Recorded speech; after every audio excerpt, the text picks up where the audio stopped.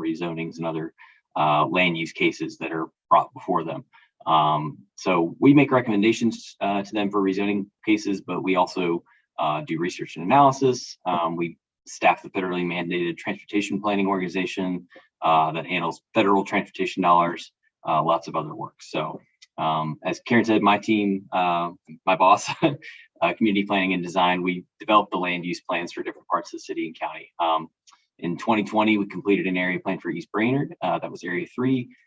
Before that, we did a plan for Appleton and Ooltewah region. That was Area 12. So we're just kind of working our way through the county and city.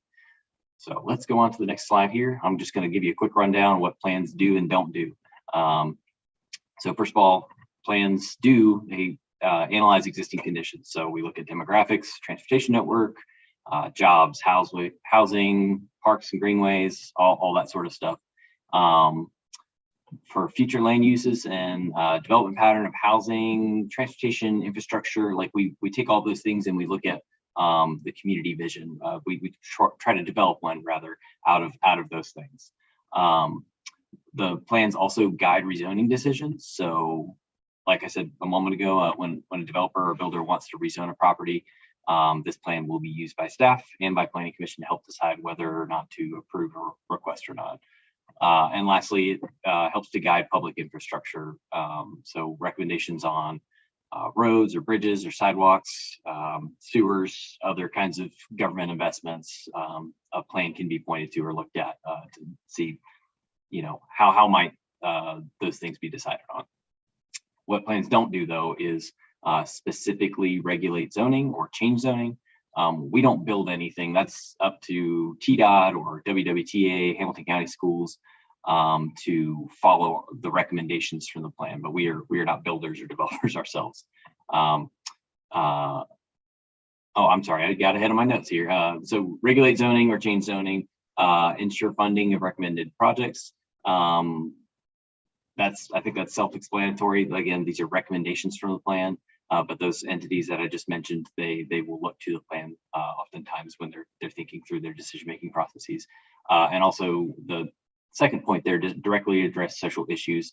So things like education or healthcare, affordable housing, we can acknowledge those issues and we can speak to them to some degree, but this plan is most primarily focused on future land use.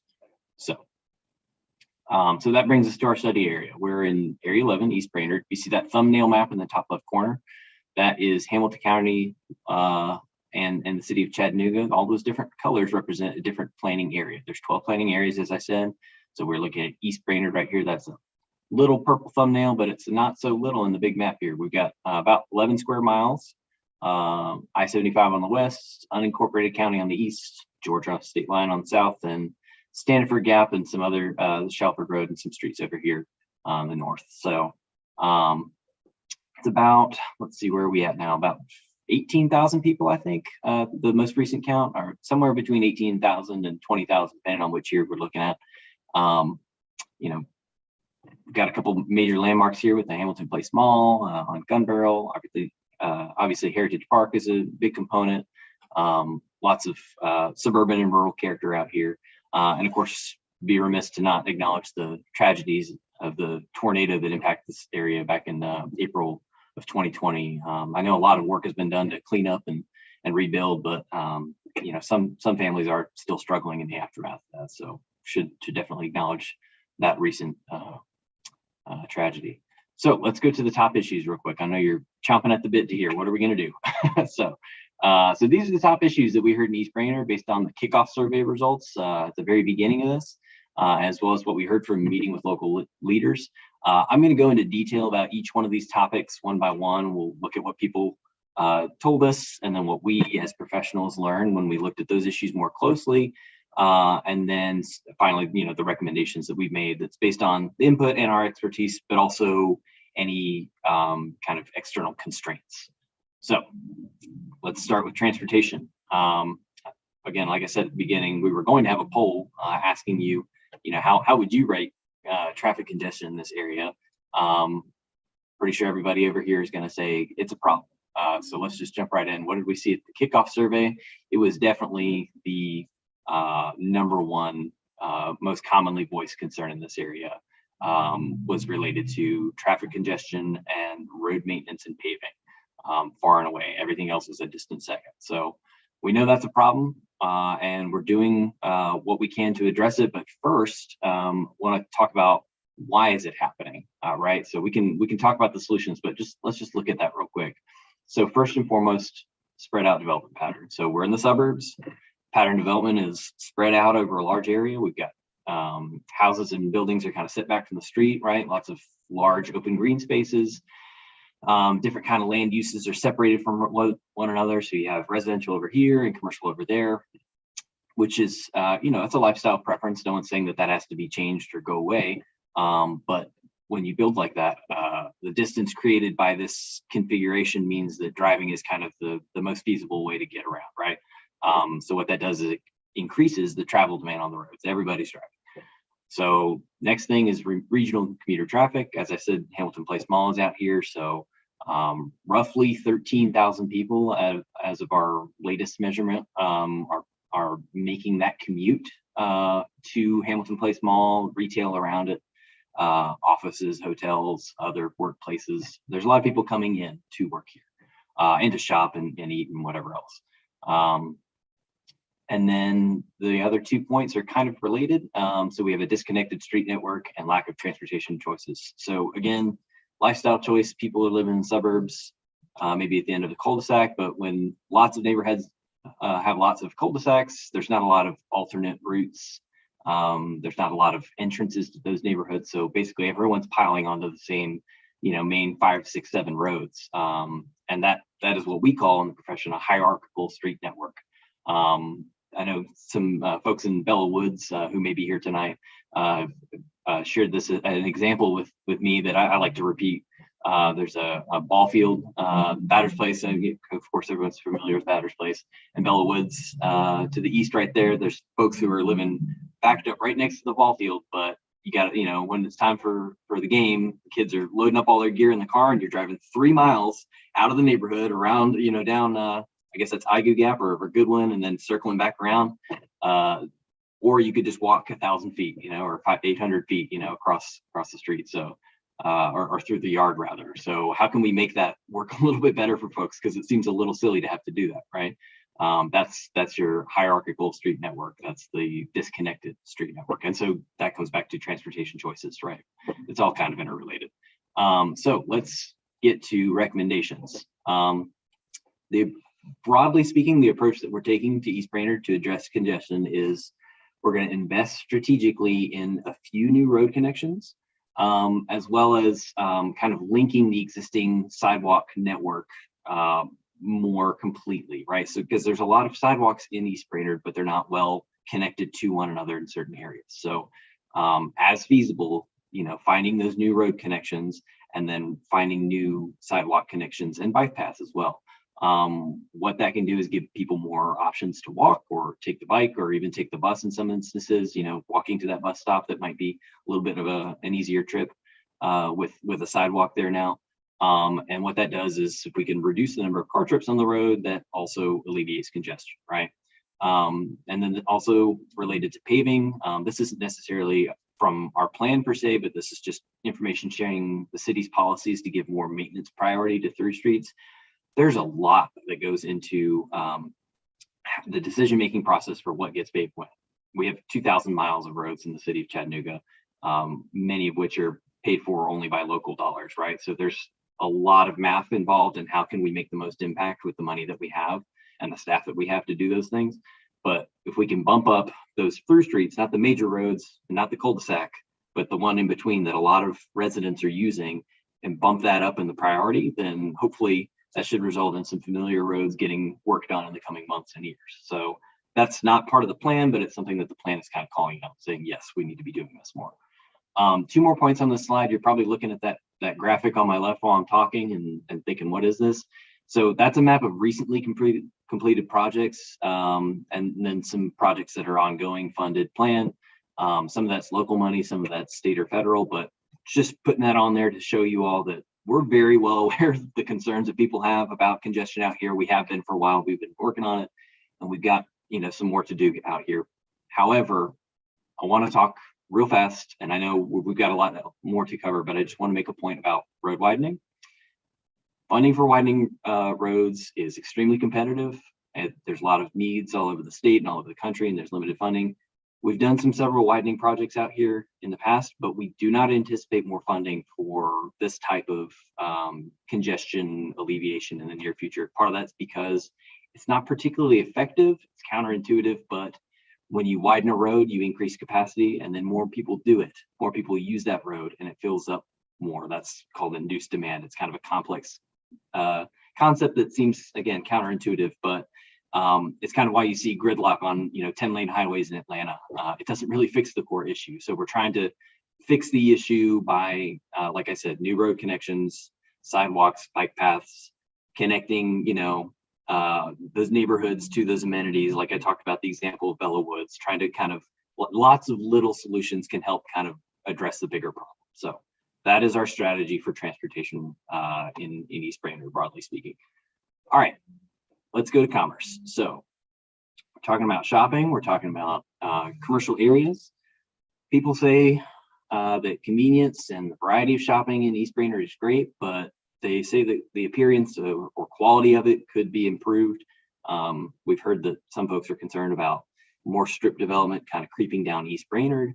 And then we've also heard people say that they largely, by and large, want more walkable retail or walkable centers, kind of like what you see out in Cambridge Square.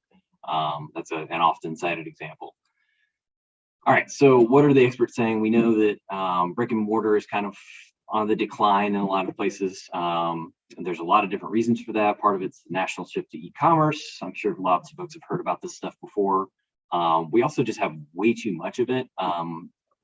There's a firm called Cohen Research that found the shopping space per capita is 40% higher in the United States than it is in Canada, and 5 times higher than it is in the United Kingdom. So we just have a ton of retail shopping space that is more than we need, frankly speaking. And we're seeing that, with discount retailers are cannibalizing other stores, market share, and of course, COVID's kind of had an impact on in-person shopping. So we know that generally the overall trend is that the in-person retail demand is declining, but also that people are wanting more walkable retail when they do go out and shop. So we put out a video a while back, I guess, what was that, 5-6 weeks ago? And I won't reiterate the entire video here, but just to put it very succinctly, what makes a place walkable is having more comfortable sidewalks with shade and lighting, buildings that are closer to the street and closer to each other, with parking in the rear. That makes it easier to move between those places. So you just park once and can enjoy that experience. And then shade in parking lots or a common lawn, pedestrian focused space for gathering. You kind of know it when you see it, right? It's that Main Street feel. It's Cambridge Square and other places like that. So a recommendation that we're making for commerce on the subject of commerce is to cluster retail uses in walkable centers and try to promote that Main Street feel. And then we're going to work on improving commercial design standards. Excuse me, I clicked forward there. Let me go back and address some of those concerns people had about signage and building materials. Let's try to make it look nicer and function a little bit better than we have in the past. So I want to show this map. This lots of different colors on here. This is an inset of the broader place types map for Area 11. You're looking at the yellow here is kind of the suburban residential type, and then there's kind of these different types of colors along East Brainerd.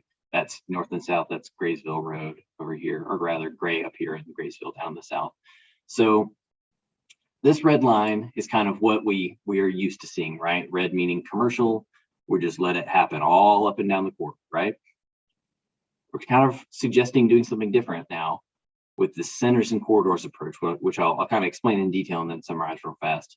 So with the centers and corridors approach, we're saying that instead of having retail all up and down, we want to try to focus walkable types of retail, or rather, more specifically, we want to limit new retail to just a key certain intersections and kind of invest our public dollars in walkability, sidewalks, and other amenities like street trees and lighting and stuff like that in key areas where we know that we can concentrate it and invest.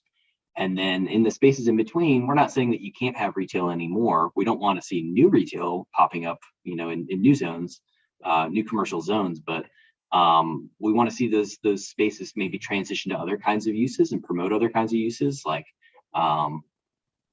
offices or even multifamily housing can be appropriate there, and instead of being in the single family adjacent neighborhoods. So that kind of meets that need for that housing, which I'll talk about later.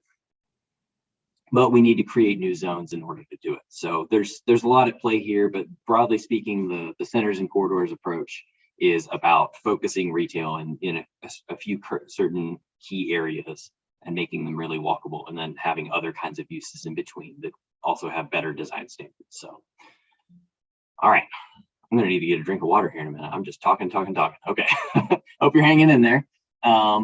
So I'm gonna show you this thumbnail. This is forgot to get a higher resolution picture. I hope this looks all right for you, but we're looking at Jenkins and Shallowford Road here. Here's what used to be Grace Baptist Church. I know that they've leveled it after the tornado and are working on rebuilding that place to its former glory. But in the meantime, we've got these two gas stations on either side. I know people pass through here. They're probably wondering, what could this look like in the future? How could this transition? So taking that walkable retail, kind of the explanation of those examples of what makes a place walkable, we've produced some renderings of how a place like this might change in the future. So, we want to have the elements of walkability in place, like street trees, like well-maintained and wider sidewalks, pedestrian crossings that are really easy and intuitive and well marked for pedestrians to use.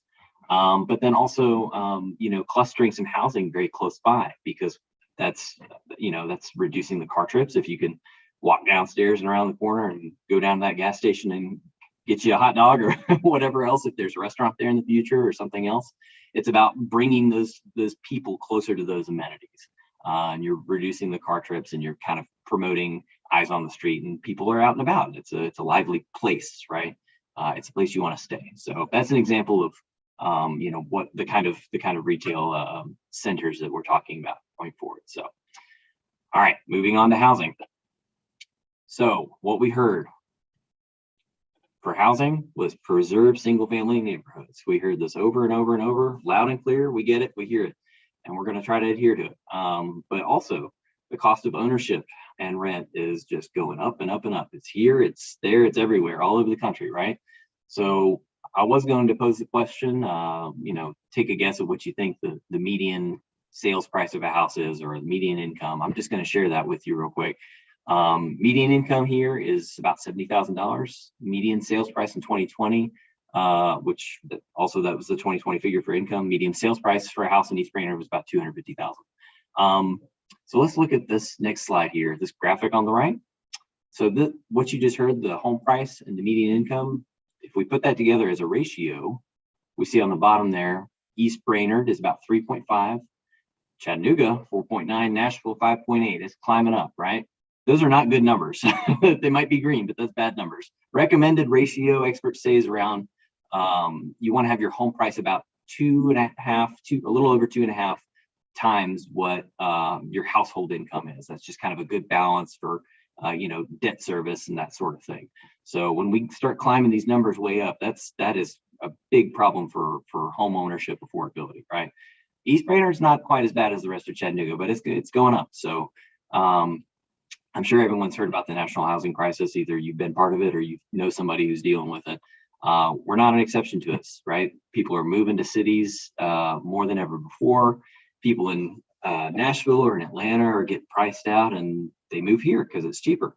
Well, people who are living here where we've got a relatively low cost of living, or now we're feeling the squeeze too, right? So on top of that, we've got, housing supply was already tight before this really kicked off. And now we've got a building supply chain problem and our building material supply chain problem, rather. We know that, trades, labor has always been a little bit tight. So labor costs are up. It's just a mess. So, and then on top of that, or not on top of that, rather, but in tandem with that, we know that preferences are changing. We know that more people are aging in place. Families are smaller too. I think the number of single parent households in America has tripled since the 1960s. So just that nuclear family is not the norm anymore.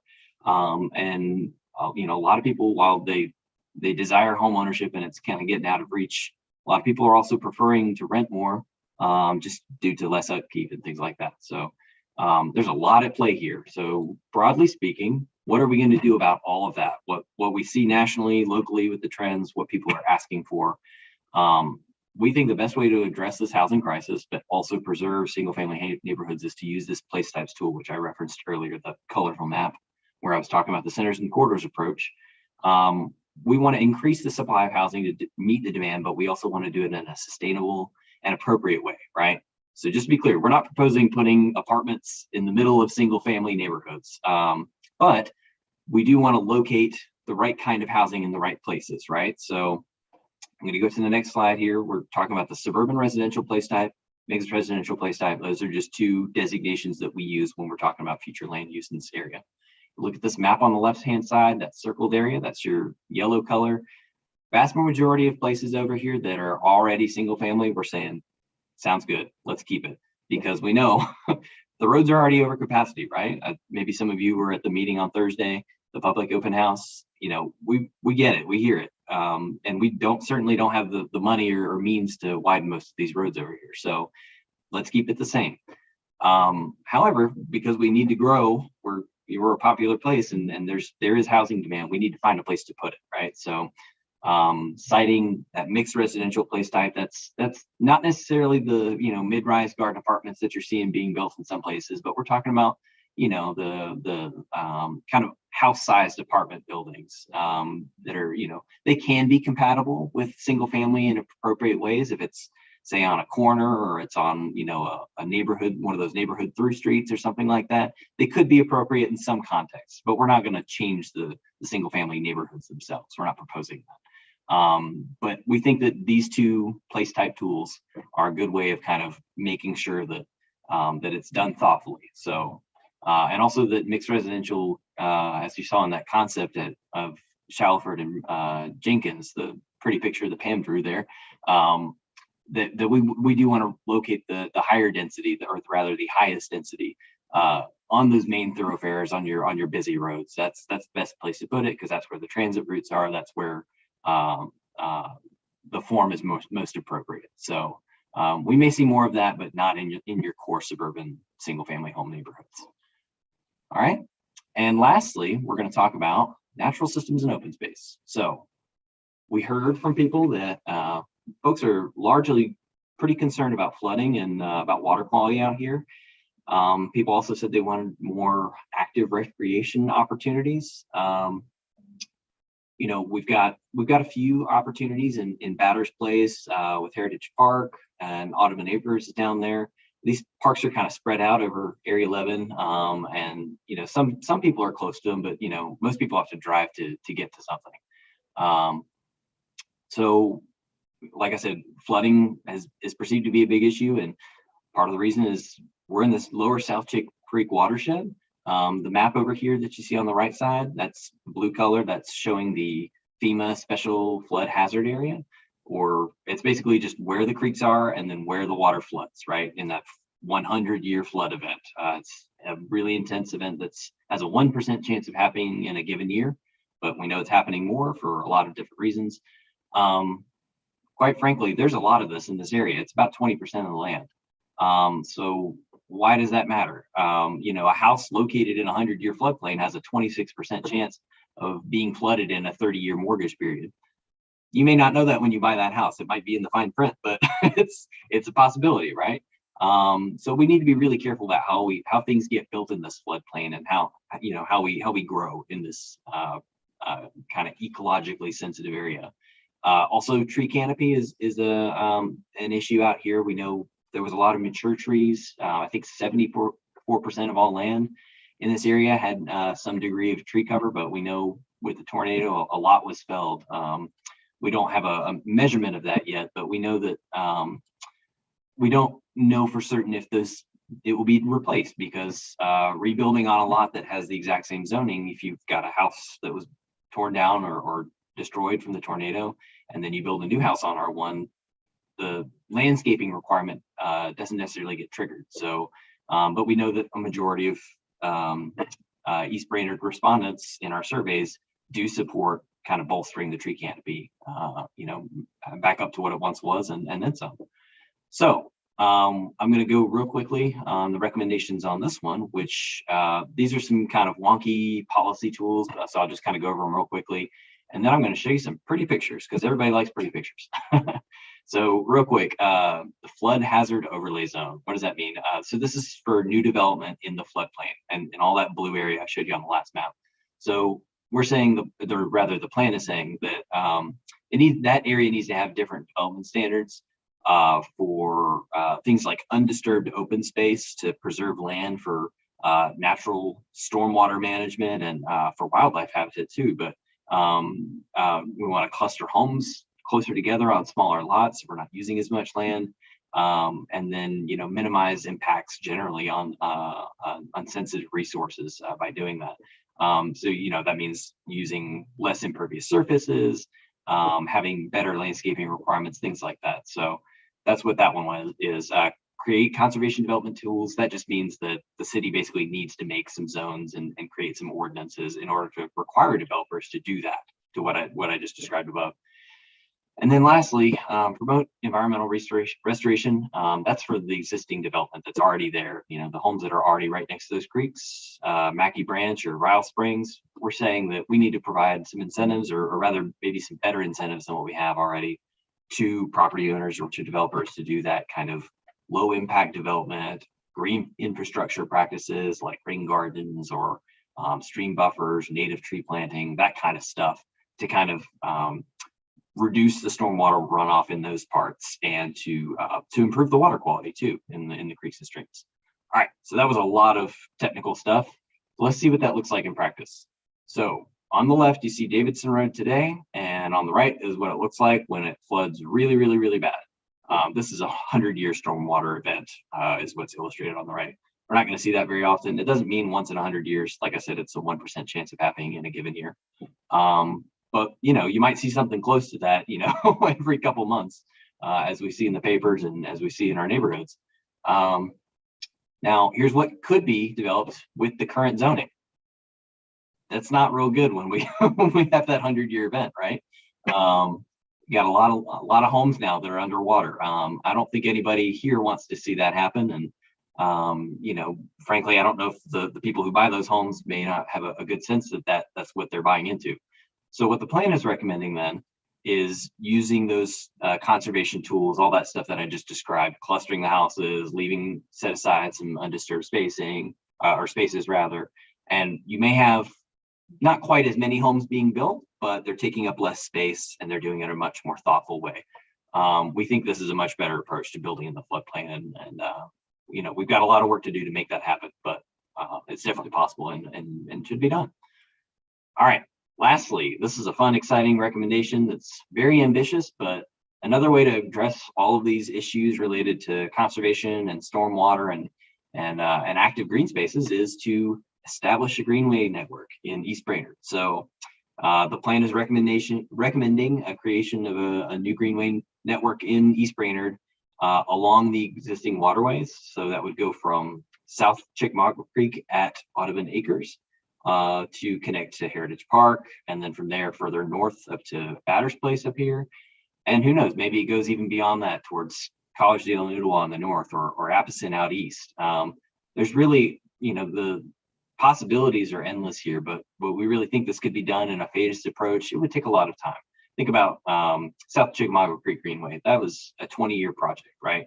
And we're just about done here if we haven't been. I think we're Karen, I think we're a few days or weeks away from that being finally completed. So, and that connects all the way to downtown. Now, wouldn't that be great to be able to hop on your bike at Heritage Park and, go pass through Audubon Acres and Camp Jordan and ride all the way to downtown? We think that would be great. And I think, you need to think big, big issues and big solutions. So we think this is an ambitious, but definitely a possible project for this area that would help out a lot in a lot of different ways with conservation, with flooding, also transportation opportunities, but public health. There's a lot of things that this can do. So so that's kind of the big I guess crown jewel recommendation for East Brainerd that this plan has. And with that, I am done talking at you. I hope you enjoyed hearing some of what we thought, what we learned from you all. And I'm going to turn it back over to Karen to open it up for our question and answer section. Thank you, Eric. Pam, do we have any questions typed in so far? Not yet. Well, let me do this. Maybe give some of you a minute to type things in. I know it's hard to type a question when you're trying to listen at the same time. To give you an idea of what happens next with this process, next month, we are going to be meeting with some key stakeholder groups to get their reaction to the draft plan. We always try to involve a lot of different people with different perspectives in our plan. We always try to meet with residents, usually through the neighborhood associations. We like to meet with commercial business owners in an area like this where you have Hamilton Place Mall and all the stores along Gun Barrel Road. That is definitely important. We like to meet with developers and see if they have any future development plans in this area. And then we also always talk to city departments and other agencies that may have some kind of project going on, whether it's the Parks Department or Transportation or Stormwater or whoever. So we're going to be meeting with some of those folks again next month. And after that, we're going to take their comments, take the comments that we hear from you in these meetings, maybe make a few edits to the plan as needed based on those comments. And then we will present this to the Planning Commission. Those meetings, the Planning Commission meetings, are always on the second Monday of each month at 1 o'clock at the county courthouse. I know some of you probably been to those before. They are open public meetings, so you're all invited to attend, and we encourage you to attend. This is your plan, so we hope we be there to support it at these meetings. The Planning Commission may recommend approval of the plan that same month, or they could decide to think about it a little bit longer, review it some more, maybe take it up the following month. But once they make their recommendation, then the plan goes to the Chattanooga City Council for a final adoption. And again, that is another public meeting, so it's another opportunity for any of you that would like to come and voice your opinion one way or the other.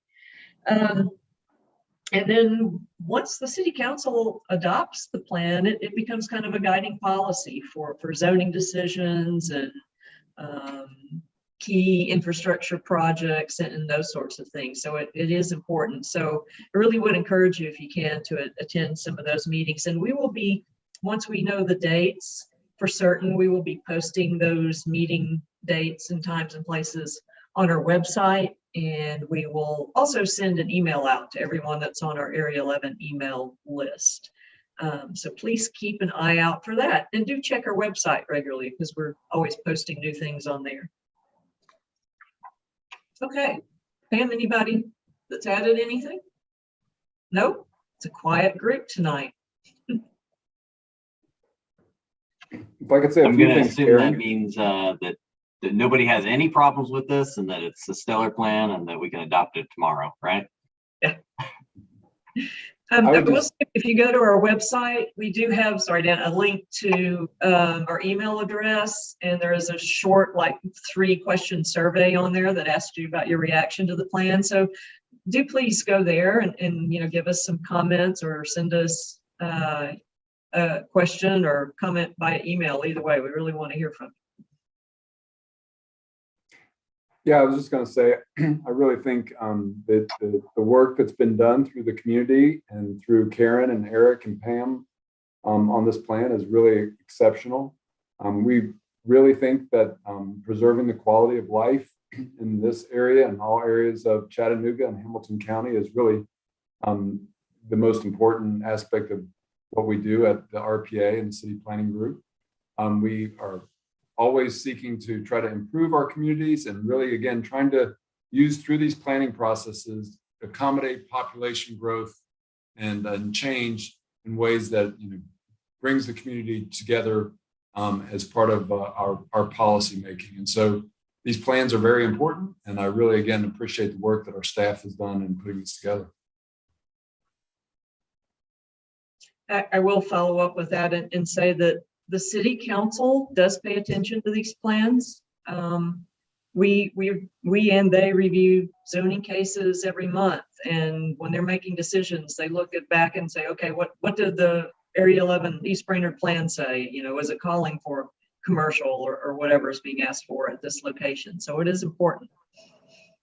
We do have a question. Are you able to see your question box, or would you like me to read it to you? You can go ahead and read it since you've probably been looking at it already. Is walking center at Shallowford Jenkins feasible? Based on page 23 traffic numbers, it looks like around 15,000 vehicles pass through that intersection per day. Ballpark, that's 20 to 25 vehicles per minute, maybe 50 plus during peak times. At that number, not sure it could be safe crossing anywhere at that intersection without some kind of walking bridge over the traffic lanes. Would that be part of the plan? So I'm going to let one of you take that. Eric. I can give it a try, or Karen, if you got an answer you'd like to give. Go ahead. Sure. No, that's a fair critique. So I'll say this. Part of the reason that that's happening is because that's one of the only ways through, right? So through that area, like I said, the disconnected street network is kind of forcing everybody on those main 5, 6, 7 roads in the area. So if you look at the approach in conjunction with the other plan recommendations about alleviating congestion through, those other paths and new street connections and things like that, that may help that number taper off a little bit, and people can find alternate routes through that area. That may not address it fully either, though. But also, there's are ways to slow the traffic in that intersection without impeding traffic flow, and reducing potential pedestrian and vehicle conflicts. I think it's important to note too that when we talk about traffic flow, we're usually only talking about vehicles, right? And that's because we prioritize automotive users over bicyclists and pedestrians in getting from where they, point A to point B, wherever their trip is taking them.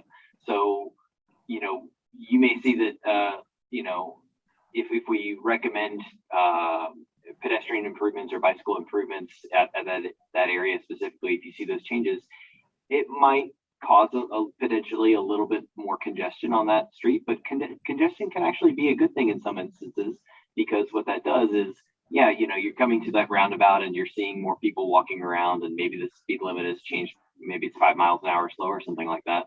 But what that does is, oh, I've arrived at a place, right? There's people crossing the street. I need to slow down a little bit. And also, hey, while I'm here, there's some shopping opportunities. Maybe it's not just 2 gas stations now, with some more investment from the city and making it a little bit nicer.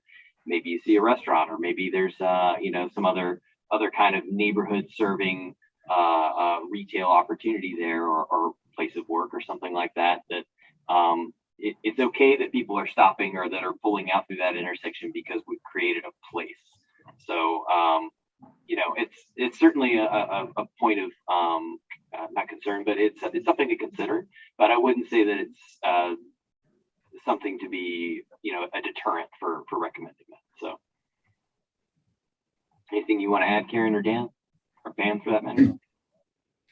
I would just say, a roundabout in that area is, I guess, pretty progressive way of trying to handle an intersection improvement. And I would say that the area is probably not finished. There's probably additional improvements and pedestrian safety measures that could be taken to help that area. But I would say that's kind of a real need in a lot of Chattanooga, is to deal with pedestrian safety, particularly along some of the transit routes and other places where we are encouraging pedestrians to be using public transit. We should absolutely be considering other ways of making traffic calming and slowing down traffic in areas where we expect a lot of pedestrians near schools and other types of uses. So, and definitely a very important topic. do believe, Eric, if it has not been done already, some of you on the call may know, but the transportation department for the city is supposed to restripe the pedestrian walkways in that roundabout. When we were looking at it, they seemed to be pretty faded, and they said they were going to redo those and make them more obvious. So every little helps. I know that doesn't affect the number of cars coming through, but it hopefully makes drivers more aware that someone might be crossing here. And Eric, maybe you can just share verbally where some of the other centers are. I know that one was almost a little bit almost a crossroads type, but the others, I think it's a much more doable to get those types of pedestrian measures in. Sure. Yeah, thanks, Dan. That's a good point. So Shalford Road and Jenkins I use that as an example because that's one of the more transformative potential changes that we'd see. But some of the other existing kind of concentrated retail places that we're recommending as becoming these centers are sort of already these suburban shopping center places that most people are familiar with. Think Morris Hill Road in East Brainerd, right? That's with the Publix there and the shopping center on the other corner. I think there's a church at the intersection there. So making that into, I think, the place type that we refer to as a neighborhood center. So you might, transition that into a little bit more of a walkable space over there for pedestrians. Maybe some housing or some smaller multifamily could be appropriate right there by the shopping center so that people can go to that Publix or whatever and not have to use a car. Another one is East Brainerd and Graysville Road. I think it was on the place types map on the centers and corridors section of the presentation. And we know that Hamilton Place Mall is quite possibly the largest existing commercial hub for the area, or it is rather. It has a footprint that's comparable to downtown. It's huge. I didn't mention this in the presentation, but one of the recommendations for the plan there is that we want to see Hamilton Place Mall kind of transition to more of and Gun Barrel Road proper transition into kind of more of a Main Street type area. That's going to take a long time and a lot of investment from private developers, but Hamilton Place Mall area kind of turning into its own kind of Main Street, oversized Cambridge Square is something that you could see in a generation. So I'll just go ahead and say it, Town Center. It has a nice ring. That's right, it is. It's the Hamilton Place Town Center. It become a town center. Yeah. Karen, your microphone is off. I can hear you in the other room, but Yeah, sorry about that. That's a good segue to maybe a wrap up because we're just about at our allotted time cutoff here. But a lot of the recommendations in this plan are going to take a long time. I mean, cities evolve over years and decades and centuries even. So some of these things take a long time. I know everybody would like to see a lot of things done a lot sooner, but we will be working with various city departments and business owners, neighborhood associations, other folks in the future to say, well, okay, what are maybe some shorter term things that we can pull out of this plan and get done within the next couple of years. So as you look at the plan and review it, be thinking about those sorts of things. What are some things that not just the city could do, but maybe some of the businesses or even neighborhood associations could take on and crank out some of these ideas a little sooner. Okay, any parting words, panelists, before we wrap up? No, like we said, just take a look at the slide here. Please, if you haven't already, subscribe to that email list, look over the draft plan. And I know everyone is surveyed to death right now, but this is the last one. Hopefully, we need to get that feedback on what we've got at this point so we can fine tune it based on what you said. And then, if you have any questions or concerns, or you want your neighborhood group or your church group or your club to meet with us, we can certainly do that. If you want to reach out to that email on the page there. And also that the video or the presentation here is being recorded, so if you want to share this or rewatch it at a later point, you can go to that link there and rewatch it or share with somebody. So that's all I've got. Thank you everyone for coming, and hope you have a great evening. Yeah, thanks everybody. Thank you. All right. Thanks, Pam. Eric, very good job. Thank you.